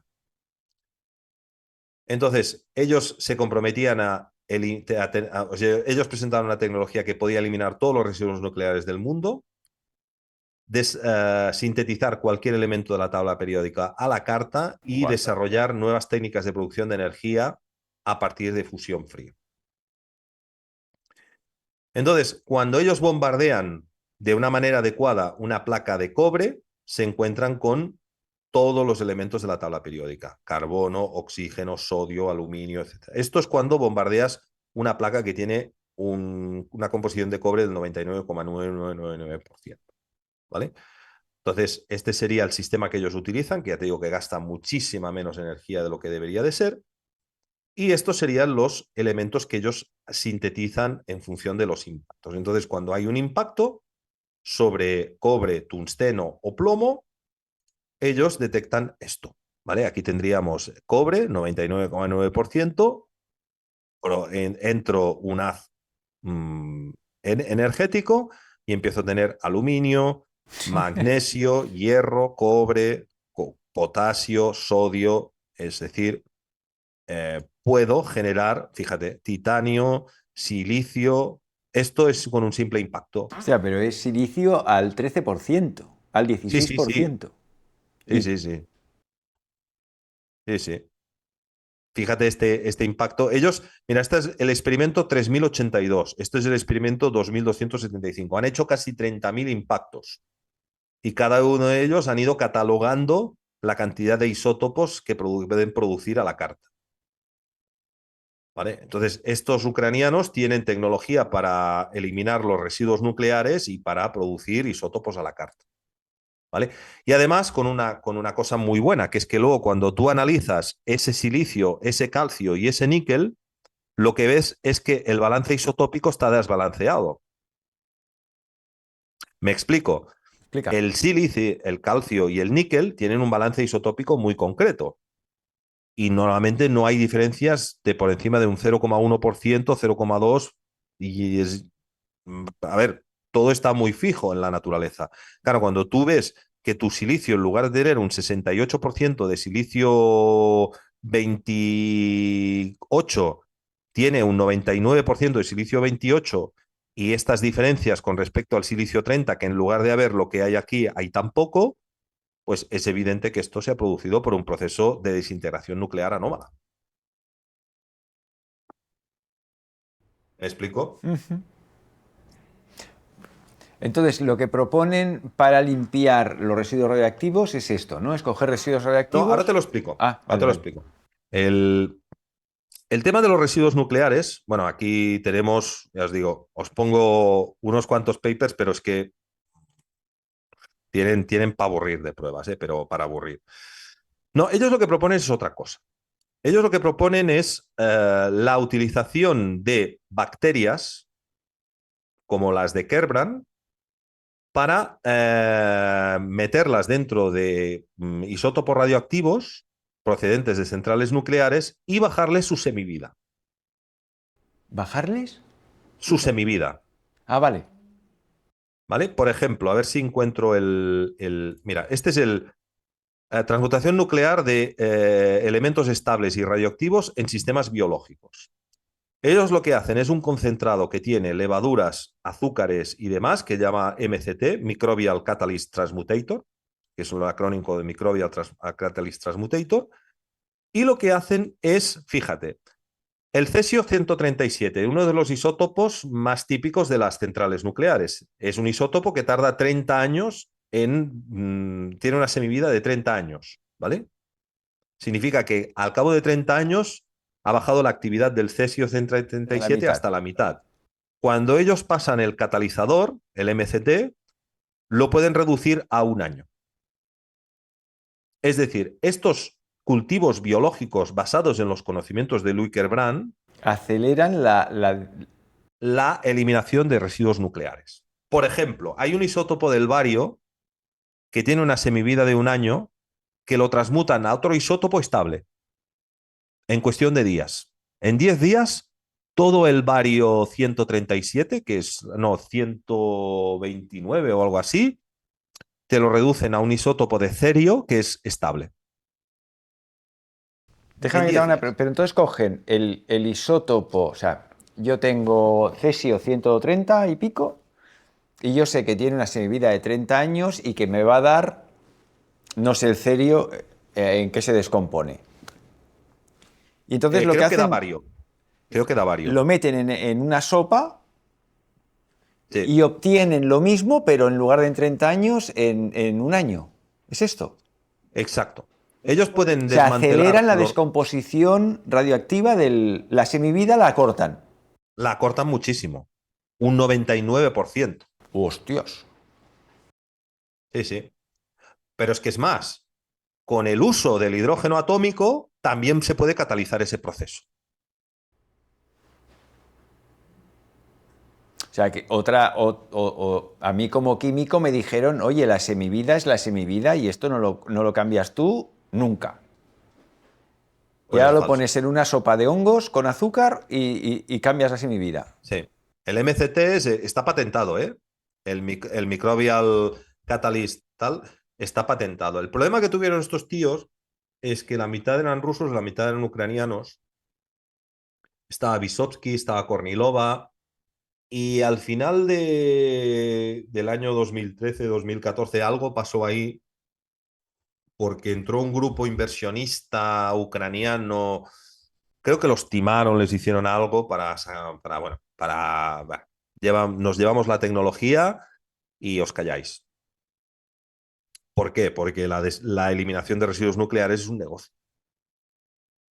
Pero ya tenemos la posibilidad con sistemas biológicos, siguiendo los trabajos de Brand para eliminar los residuos nucleares, que además podemos añadir otros métodos como el hidrógeno atómico, etcétera, etcétera.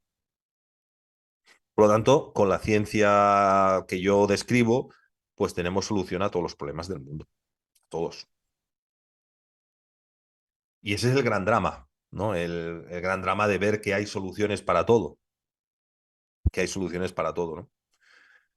Entonces, bueno, esto es algo que yo explico, pues ya te digo, en el libro 5, en el capítulo 5 del libro 1, he hecho un resumen muy rápido y luego en el capítulo 6 también lo expando un poco más con modelos nucleares que pueden permitir explicar esto y bueno, o sea, tenemos una ciencia que bueno, solucionaría todos los problemas del mundo.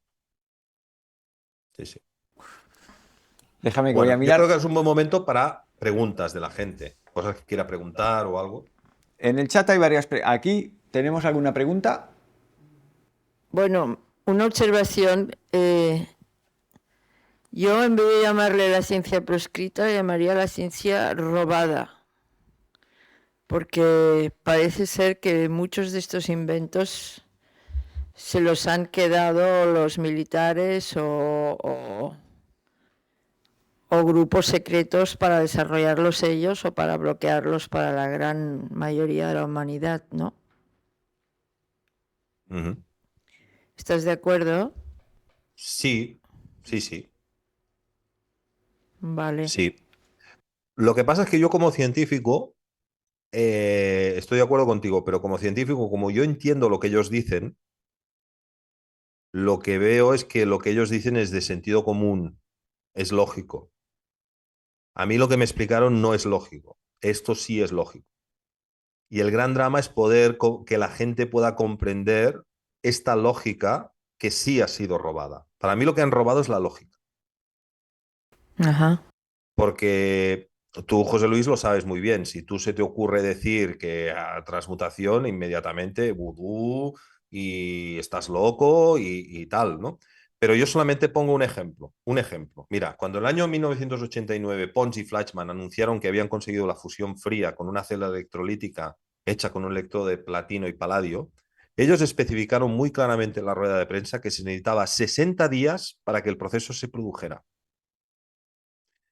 Al cabo de un mes y medio, porque esto lo anunciaron el 15 de marzo o el 18 de marzo de 1989, la revista Time y la revista Newsweek del mes de mayo, por lo tanto, un mes y medio después, lanzaron en portada 2 artículos donde desestimaban completamente esto. Mi pregunta es muy sencilla. Si yo te digo que algo se dispara a los 60 días, ¿cómo tú puedes decir a los 45 días Que no es así. que eso es falso? Claro.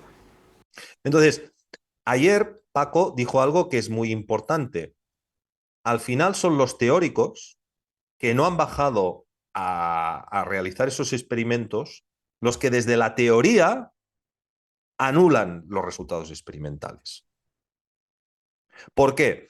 Porque los que anularon los resultados, principalmente de las 3 asociaciones de físicos que se juntaron para decir esto no puede ser, esto es mentira, la principal de ellos fue la Asociación Astrofísica de Estados Unidos. Yo pregunto, ¿qué saben los astrofísicos de física de superficies? ¿Qué fue lo que descubrieron estos hombres? Estos señores eran químicos de superficie, estaban especializados en estudiar, tú lo sabes, que hay una parte de química de superficies, Sí, sí. que es la parte Los donde se átomos que hay por estudia. encima de una superficie. Justo. Exacto. O sea, las reacciones químicas que se producen a nivel superficial. Entonces, ellos, estudiando el paladio y el platino, vieron que el hidrógeno era absorbido de una manera anómala. Y dijeron, ¿qué ocurre si en lugar de meterle hidrógeno le metemos deuterio? Y observaron que el proceso se catalizaba 900 veces más. Entonces dijeron, bueno, podemos hacer una celda electrolítica con agua pesada, es decir, con deuterio, y vamos a ver si ese proceso se cataliza. Y observaron una reacción nuclear anómala que iba acompañado de un desprendimiento de muchísimo calor. Entonces dijeron, si hemos gastado tantos vatios de electricidad para producir esto y hemos producido tantos vatios de calor, 4 veces más, aquí hay algo que falla. Cuando analizaron esos electrodos de platino y paladio, en las pátinas superficiales encontraron elementos de toda la tabla periódica y estaban utilizando platino y paladio con un 99,9% de tal, y el electrolito estaba hecho de un electrolito basado en agua pesada con un 99,9% de pureza. Por lo tanto, ¿de dónde venían todos esos elementos que estaban ahí? La única respuesta posible es que el exceso de calor se había producido por una reacción nuclear. ¿Sí? Entonces, la Sociedad de Astrofísicos, junto con la Sociedad de Física Americana, se reúnen a finales de abril, la tercera semana de abril, y dicen que eso no puede ser, porque contradice la teoría que se tiene hasta ese momento. Y hay un momento, porque es que eso sería muy largo de explicar, hay un momento en el que Fleischmann se pone a discutir con un hombre que se llamaba, ahora no me acuerdo su nombre, pero da igual, de decir, ustedes han replicado mal el experimento, ustedes no han tomado datos de calorimetría, ustedes están falseando la detección de neutrones. Efectivamente se detectan neutrones, es decir, son conversaciones propias de un físico nuclear. Un físico nuclear sabe perfectamente lo que están hablando. Es decir, Fleischmann les estaba diciendo, ustedes están falseando los datos. Ustedes no han replicado el experimento y están diciendo que algo que nosotros hemos observado por activa y por pasiva, como es calor y neutrones, ustedes no lo han visto. Pero es que ustedes no lo pueden ver porque para replicar este experimento necesitan 60 días. Y solo ha pasado un mes. Imaginémonos que ustedes a la mañana siguiente de que nosotros lo anunciemos el 18 de marzo, ustedes se ponen a replicar ese experimento. No llegan a tiempo de poder decir si es verdad o no. ¿Me explico? Pero claro, un astrofísico, que es lo más teórico. Claro. ¿Hay algo más teórico que un astrofísico? A mí no se me ocurre otra cosa. Si le rompes el modelo con el que él trabaja, Con el modelo de Chandrasekhar, que no he tenido tiempo de presentar, modelo caliente, pues claro, los le estás destrozando astrofísicos se todo. pusieron... Entiendo que pasaría algo así. Pasó exactamente esto. De, hostia, este nos tira el chiringuito al suelo y quedamos todos como imbéciles. Pues lo dejamos a él mal y nosotros como reyes. Y realmente no es así, porque simplemente lo que Pons y Fleischmann demostraron es, bueno, hay una serie de condiciones para una serie de elementos muy concretos que en la Tierra son muy extraños que podríamos usar para realizar transmutaciones nucleares a baja temperatura. Es que Pons y Fleischmann dijeron, bueno, tenemos la caliente y podemos tener la fría. ¿Vale? Con una diferencia muy importante, que la fría no nos genera residuos nucleares en tantas cantidades y podríamos realmente solucionar muchos problemas energéticos en el mundo. Bueno, no es que no nos genere, que encima nos quita los residuos nucleares. Correcto. Y encima el consumo energético es súper bajo. Sí. Sí, sí. Tenemos aquí una pregunta en el chat. Bueno, una no, varias. Yo quería preguntarle una más. Sí. Sí. Bueno, yo quería preguntarte sobre el Hormuz. O sea, el Hormuz se dice que tiene toda la tabla periódica y entraría en este contexto de que el mismo Hormuz transmuta algo en su esencia. Es que eso también da. Mira, mi sesión del Hormuz con mis alumnos es de 9 horas. ¿Tienes ¿Vale? algún monográfico del Hormuz? Del Hormuz tengo mi artículo y tengo después un vídeo colgado en YouTube que dura 35 minutos donde explico la verdadera historia del Hormuz. En su canal, bueno, esto. Yo os pondré, cuando edite el vídeo, pondré el enlace A ver, es que con el Hormuz hay una gran confusión. Una gran confusión. Vamos a ver. En la historia del Hormuz empieza con un granjero que se llamaba David Hudson. Este hombre, a finales de los años 70, como estaba muy en contra del presidente que había en ese momento, que era este, ¿cómo se llamaba? El demócrata, bueno, el que había en a los finales de los años 70, decidió que quería tratar de explotar una mina de oro que tenía cerca de su casa. Entonces se puso a explotar la mina y conforme iba explotando la mina y cada vez entraba más dentro de la mina, estaba sacando un material que cuando después lo analizaba por espectrometría de masas, le decía que allí no había nada. Es decir, que no detectaba nada. Era una sustancia blanca que no respondía a la espectrometría de masas, ¿vale? Con lo cual, con el tiempo, como cada vez estaba sacando más esa sustancia blanca que oro, tuvo que cerrar la mina, porque no le era rentable. ¿Sí? Entonces, durante más de una década, y además tú, José Luis, lo sabes, en nuestra época, cuando nosotros estudiamos en la universidad, lo que se conocía sobre los elementos del grupo del platino era muy poca cosa. Realmente era una especie de caja negra porque nadie sabía exactamente por qué el oro podía reaccionar con el sodio y con el cloro para crear el sodio-cloro. Hay como toda una serie de teorías que solamente los rusos habían desarrollado. ¿Por qué? Porque los rusos son los principales productores, y de hecho lo siguen siendo, de platino, paladio y iridio y otros elementos de estos raros, ¿no? Entonces no se conocía esa ciencia. No había libros en inglés que hablaran de estos elementos, ¿no? Entonces David Hudson se dio cuenta de que ese material blanco que estaba en el interior de la Tierra, en determinadas circunstancias lo podía convertir en iridio, rodio, paladio y estos elementos tan raros de la tabla periódica. Y a esos elementos los llamó Orme. Y la historia quedó ahí. Podría estar mucho rato hablando de ese polvo blanco y todo lo que vino después. Muchos años después, un señor llamado Arthur Ziegler patentó un sistema con el cual, con hidróxido de sodio, yo provoco un precipitado del agua de mar. Y a eso se lo llamó Ormus. Y la gente confunde lo que descubrió Joe Champion con lo que descubre Arthur Ziegler, que no tiene absolutamente nada que ver. ¿Por qué? Porque Arthur Ziegler lo que te dice es que eso es una forma de captar los metales en suspensión que hay en el agua de mar sin tener que transportar el agua de mar.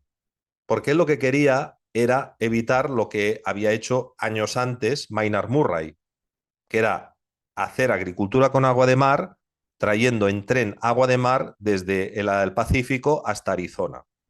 Y él dijo, no, podemos hacerlo de otra manera, que es provocando un precipitado de agua de mar con hidróxido de sodio, que a un determinado pH nos precipitará todos los metales y lo que habremos hecho es concentrar los metales del agua de mar y con eso hacer un, básicamente, fertilizante. Con el tiempo se ha confundido ese fertilizante con las supuestas propiedades que tenía estos elementos que David Hudson sacó de su mina de oro, cuando son cosas que no tienen nada que ver. Entonces, ¿qué es el Ormus? El Ormus simplemente es un precipitado de elementos de la tabla periódica, del agua de mar, que actúa como fertilizante. Punto. El que diga, como lo dicen muchos, de que el hidróxido de sodio es nuestro alcaés, es nuestro disolvente universal para hacer la piedra filosofal, está fantaseando. Y yo esto lo he dicho por activa y por pasiva. Y lo he explicado, lo expliqué en su momento en un artículo que publiqué y que había escrito Alberto Borrás Gavarró y que me permitió publicar en mi blog. Eso disparó la fiebre del Hormuz cuando yo dejo muy claro que lo que descubre Joe Champion y lo que se ha popularizado después por parte de Arthur Ziegler como precipitado de agua de mar no tiene nada que ver. Uno se puede explicar con la química puramente convencional, es decir, es una precipitación por pH, donde lo que haces es pararlo en el momento en el cual empieza a precipitar el sodio que no te interesa, y lo otro es un polvo extraído de 10 kilómetros de profundidad que no responde a la tabla periódica. Pero esto yo lo he dicho por activa y por pasiva, me escribe un montón de gente para decirme, oye, pero las transmutaciones nucleares tienen que ver con el Hormuz. No, tienen que ver con lo que descubrió David Hudson. no con lo que descubrió Arthur Ziegler. Y hay mucha gente tratando de hacer transmutaciones utilizando el precipitado de agua de mar. Hasta ahora yo no he visto a nadie que haya conseguido ningún resultado. Dicho esto, ¿es un fertilizante? Sí, es un fertilizante muy bueno, porque contiene molibdeno, selenio y un montón de elementos que Todo lo que son hay en el muy agua de buenos mar. en pequeñas cantidades. Estamos hablando de picogramos, pero picogramos que a la naturaleza los va a aprovechar. Por eso salen nueces más grandes, por eso salen melones grandes, por eso salen sandías grandes. Pues claro, le estás dando unos minerales que la tierra no tiene. Pero es una batalla perdida lo del Hormuz. Yo ya lo doy por perdido, porque es que mira que me escribe gente y me dice, es que, ¿tú crees que podíamos tratar de hacer transmutaciones con el Hormuz? Digo, bueno, pues no sé, inténtalo, pero yo el Hormuz lo he utilizado en mi granja como fertilizante. Y sí, crecen las plantas más, sí. ¿Y Es muy... tomado? ¿Tomado no lo tomas? Tomado el Yo nunca he Hormuz. tenido ningún tipo de experiencia con el Hormuz. Ajá. Ninguna. Pero para tomar Hormuz bebe agua de mar y ya está, ¿no? Claro. Es que el Hormuz, una de las cosas que hace, uno de los principios beneficiosos que dice que tiene el Hormuz, es que el Hormuz, al precipitar, te forma citrato de magnesio. Sí. O sea, la única cosa que tiene el Hormuz de especial es que forma citrato de magnesio y por un mecanismo que no se conoce, el carbono orgánico disponible es muy alto. Me explico. Si tú dejas evaporar el agua de mar, tendrás un 10% de carbono orgánico. Si tú provocas esta precipitación del agua de mar con hidróxido de sodio, tendrás un 90% de carbono orgánico. Y nadie sabe exactamente por qué. Mm. Pero ¿y Entonces, lo que te quiero decir es que en la precipitación del Hormuz utilizando hidróxido de sodio da lugar a una alta cantidad de citrato de magnesio, una alta cantidad de carbono orgánico y una alta cantidad de elementos traza que son muy buenos para fertilizar la tierra. Pero eso no tiene nada que ver con las transmutaciones nucleares ni con la alquimia. Y por más Ajá. que lo digo y lo repito, la gente sigue tratando de buscar eso y hasta ahora yo no he visto ninguna evidencia experimental de que el Hormuz pueda tener nada que ver, o sea, el precipitado de agua de mar pueda tener nada que ver con la alquimia y muchísimo menos con la piedra filosofal, como mucha gente dice. Es que parece que mezclan las dos informaciones, ¿no? Claro, claro, es lo que te está diciendo? Mm.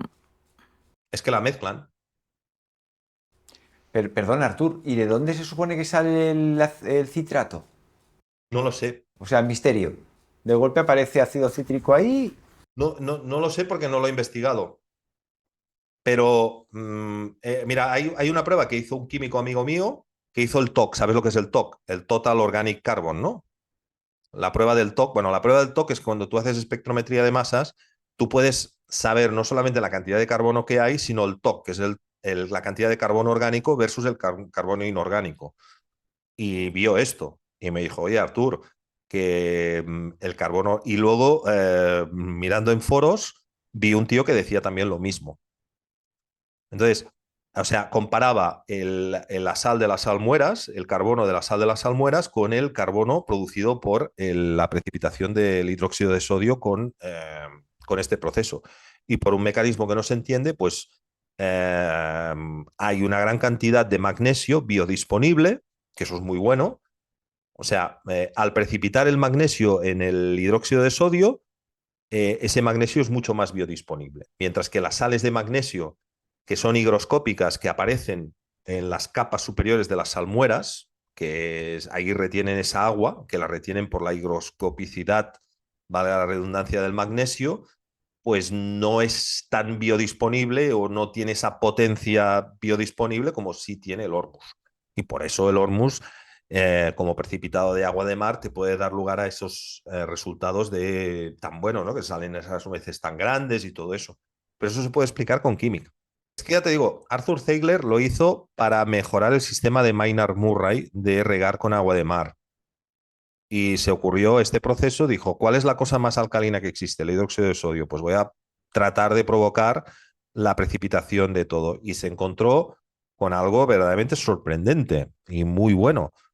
Y entonces dijo, bueno, pues esto soluciona los problemas de transporte del agua de mar y a partir de ahora utilizamos como fertilizante algo que él patentó, porque el Hormuz está patentado como sea crop. Sea crop en inglés quiere decir agua cosechas. Crop es cosechas y sea es mar.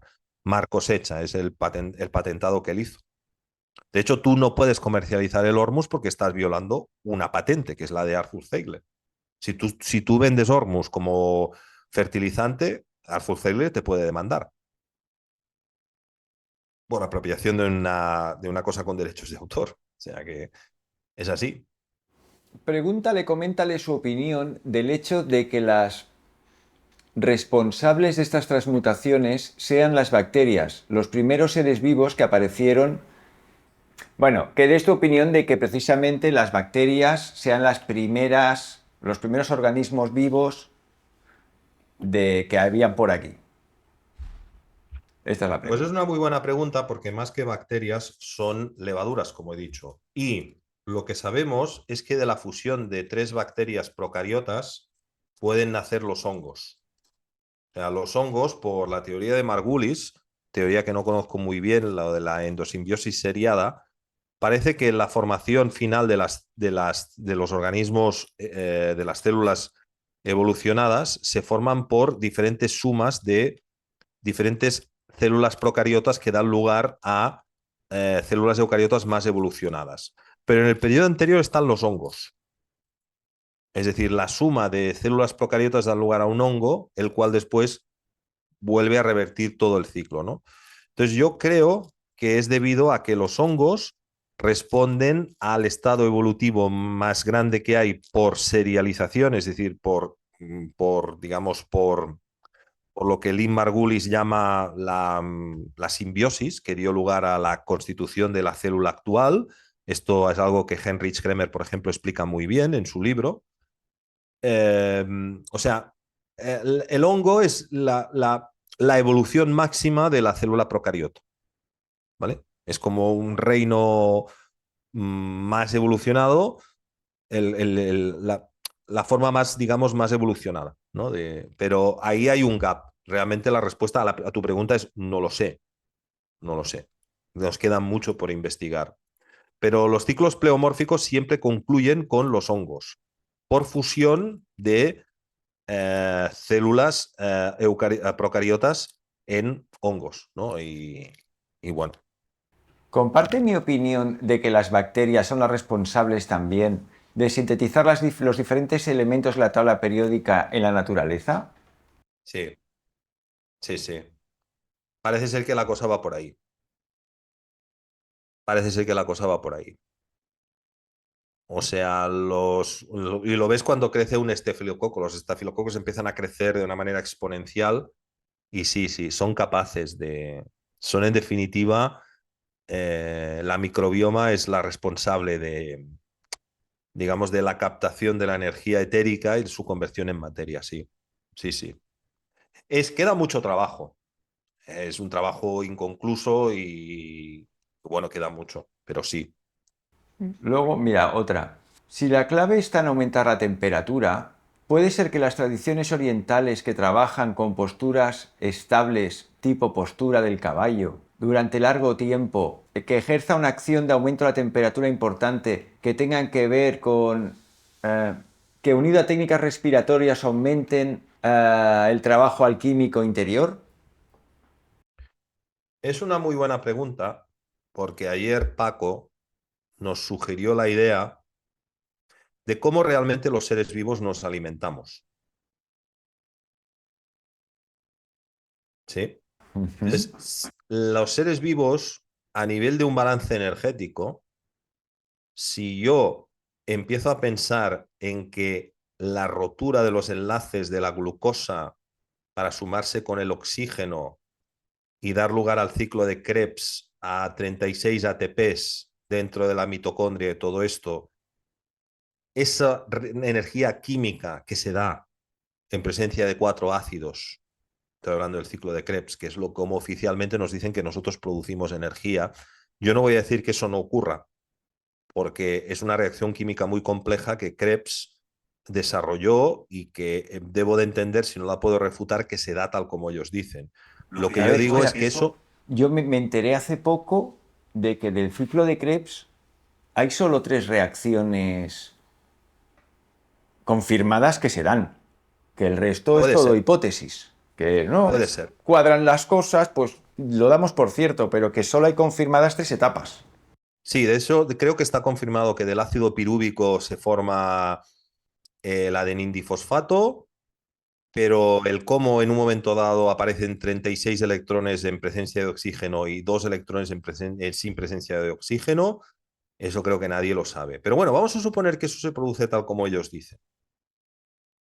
Eso, sea como sea, no responde a por qué los seres vivos procesamos tanta energía. Si los números no salen ni para atrás. Exacto. Entonces, hay una cosa que a mí me llamó el otro día la atención. Estaba así leyendo precisamente a Rudolf Steiner, que bueno, es un autor que tuvo sus cosas positivas y tal, aunque para mí se le fue bastante la castaña, pero bueno, tuvo sus cosas positivas. Que Steiner decía, hacía una reflexión que decía, imagínate que tú tienes mucha sed y tú bebes agua. Esa agua, en el momento en el que la bebes, aún no ha llegado a hidratar tus células. Y sin embargo, tú tienes una sensación de placer enorme. Eso es porque tu campo etérico ya está absorbiendo la energía del agua. Y eso para mí tiene sentido, como una explicación para que todo el mundo pueda entender. Hoy en día, tratar de explicar la energía corporal con reacciones puramente bioquímicas es absurdo.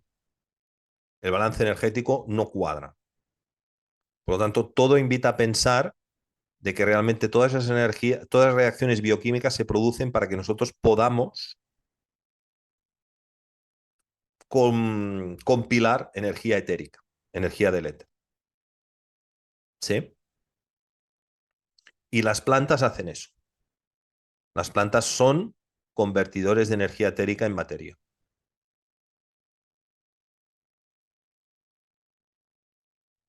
Entonces, claro, del resultado de una transmutación nuclear, la cantidad de energía que se absorbe es muy grande y entonces sí que se puede explicar que esos procesos estén relacionados con eh, la comunicación celular, la coherencia biológica, en fin, la mente, los pensamientos, las emociones, en fin. Pero eso yo no creo que nunca lo lleguemos a saber.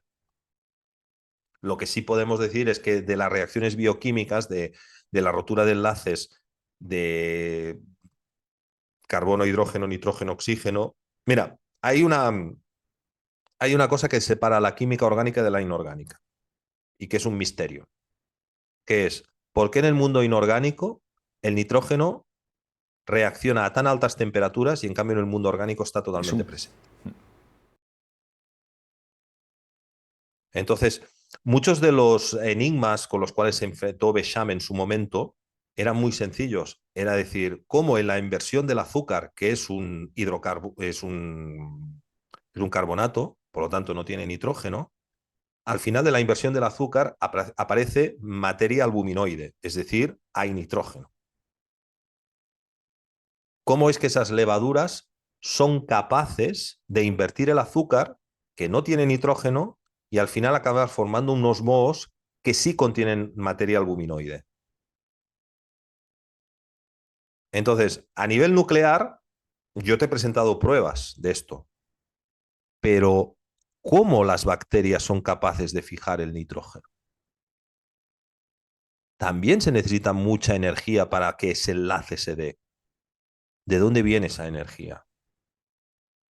Y eso fue lo que decía Besham. Besham, el gran reto de Besham, aparte de tratar de explicar con las microcimas cómo se producen todos los procesos pleomórficos y tal, era a veces preguntas muy sencillas. Era el enigma de las sustancias albuminoides que se producían en reacciones donde había agua, azúcar y una sal, y no había nitrógeno. Y al final de ese proceso se formaban unos mohos en un proceso anaeróbico sin presencia de oxígeno, y esas levaduras habían sido capaces de generar una sustancia albuminoide. ¿De dónde procede esa energía? Para mí, la fijación del nitrógeno por parte de la vida es una demostración de que la vida puede utilizar una gran cantidad de energía para enlazar algo que el mundo inorgánico necesita de mucha energía para poder hacer. De hecho, el 2% de la energía del planeta se genera en el ciclo de producción del amoníaco y diferentes sustancias amoniacales. Por ejemplo, los insumos que produce Bayer, el famoso NPK, nitrógeno, fósforo y potasio, ese nitrógeno para fijarlo necesita un proceso inorgánico. Necesita un proceso térmico. Eso, José Luis, tú lo sabes. Y eso necesita de mucha energía. Sin embargo, las bacterias lo hacen. Fijan el nitrógeno, más allá de cualquier duda. Entonces, ¿cómo lo pueden hacer? Claro, y después de oírte es que igual ni lo hacen. O sea, igual no fijan nitrógeno, que lo hacen in situ. ¿No? No sé, yo en términos de biología me pierdo, en términos de química me pierdo, en términos de energía no, porque soy físico. O me pierdo, pero me pierdo menos. Entonces, yo lanzo esta pregunta. O sea, la diferencia entre el mundo orgánico e inorgánico está básicamente en el enigma del nitrógeno. Es uno de los principales, es lo que separa el mundo orgánico del mundo inorgánico. ¿Vale? Y eso yo nunca le he podido dar una respuesta. Para mí es una demostración más de que hay una energía del éter, la energía de no material, la involucrada en muchos procesos que desarrollan bacterias. Y algunos de ellos no tienen que ser tan complicados como la transmutación nuclear, sino que puede ser la propia fijación del dióxido de carbono o sobre todo del nitrógeno. Artur, pues muchas gracias. Con esta charla hemos cerrado el primer fin de semana de nuestro 33 aniversario. Muchísimas gracias. Creo que hemos hecho un recorrido bastante en profundidad, porque tampoco se puede. Para eso No se puede. Entre Paco ayer y Arturo hoy creo que hemos hecho un vuelo de pájaro que a mí me satisface. Yo creo que lo hemos hecho bien. Espero que lo hayáis disfrutado. Muchas gracias, Artur. Visitad el canal de YouTube de él. Ahí tiene un vídeo sobre el Hormuz, bastante más extenso que lo que ha explicado ahora. Sí. Y pues sí. Eso. Pues muchísimas gracias, Artur. Muchísimas gracias a los que habéis venido. Muchísimas gracias a los que estáis ahí. Y bueno, recordaros... Luis, tú sabes que además aquí podíamos añadir, tú como homeópata, las influencias astrales. No. ¿Vale? Que no he mencionado que se ha estudiado también la absorción, o sea, la transmutación en función de la ascendencia o descendencia de la Luna. Esto, si no recuerdo mal, estaba explicado en el otro vídeo que hicimos. En el de tu libro creo que ahí algo sale. Algo sale, pero no mucho. Es en el curso donde profundizo mucho más. Yo soy bastante partidario de la homeopatía clásica, ¿no? La que trabaja con los 7 metales, bueno, el libro de Anguren. Sí, la homeosíntesis. La homeosíntesis, que tú lo tienes, supongo, como libro de referencia. Soy bastante partidario de estas teorías clásicas de los 7 metales, los 7 principios. Todo esto es algo que no he podido hablar, pero están detrás de el rol de todos estos procesos. Estos procesos son cósmicos, ¿vale? Como Rudolf Steiner trató de explicar, ¿no? Hay una jerarquía que viene del espacio que también puede estar involucrada, y de hecho está involucrada en muchos procesos vivos, ¿no? Bueno, nada. Pues nada, pues hasta aquí hemos llegado. Venga, muy chavalote, bien. Un besote muy grande. Saludos a Portugal. Gracias. Y estamos en contacto. Un besote, un abrazo. Chao. Froid 21 es una asociación única en el mundo. Me atrevo a decir eso porque no conozco otra asociación que trate tantos temas tan importantes todos, tan diversos y al mismo tiempo tratados todos contracorriente. Si alguien conoce una asociación similar, pues que nos ponga en contacto, que vamos a colaborar. Asociación para el Cuidado de la Vida en un Planeta Vivo, y añadimos posteriormente vías de recuperación de la armonía. El lema que estamos usando y que cristaliza toda esta actividad y que estamos usando los últimos años es vida, verdad, libertad, identidad. La cuaterna entera, completa, unitaria. Vida, verdad, libertad, identidad, que es una cuaterna, un lema que cuando lo explico o cuando simplemente lo menciono, pues no encuentro nadie que no le guste.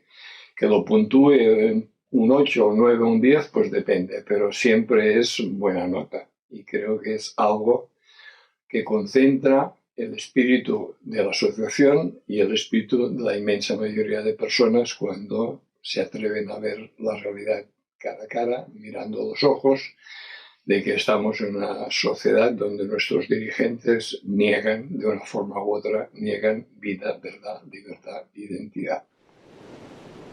Pues alguien que acaba de enterarse de que existe una asociación llamada Prueba 21, lo que le recomiendo es que entre en la página web y allí encontrará, por un lado, una recogida, una parte de las actividades que hemos hecho desde hace 32 años, estamos yendo hacia 33, y también encontrará las actividades que estamos programando.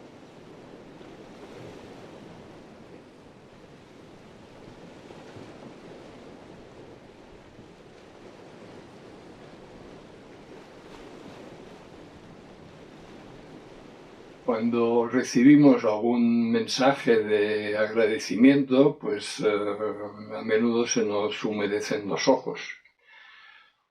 Y agradecemos, claro, estos mensajes, pero pedimos un paso más, y es conocernos mejor y dar el paso de hacerse socio de Plural 21.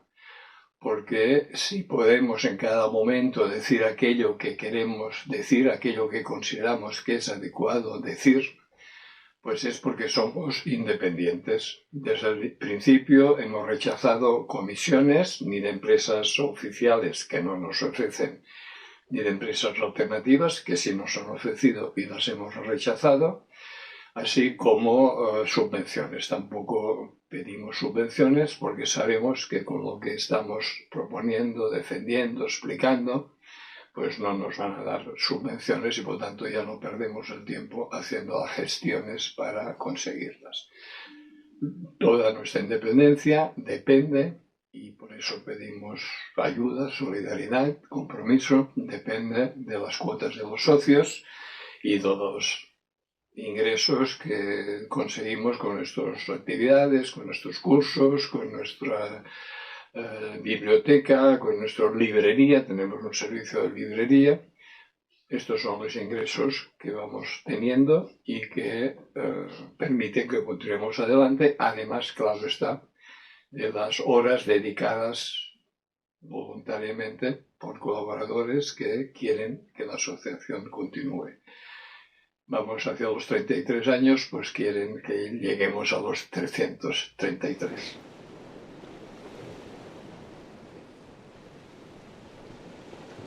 Pues para hacerse socio, una forma automática, digamos, de hacerlo es entrando a la página web, buscando el enlace, el lugar donde puede hacerse socio, rellenando la ficha, poniendo los datos allí que se piden.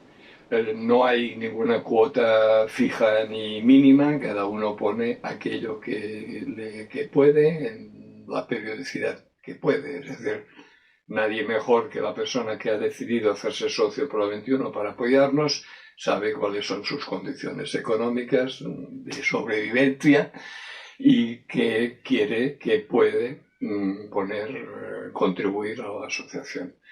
La otra forma es pasando por la asociación, pues entonces ahí se puede hacer directamente o recoger unos trípticos donde también se puede rellenar en casa con toda tranquilidad. Se puede hacer mediante pago bancario, se puede hacer, bueno, distintas formas que aparecerán ahí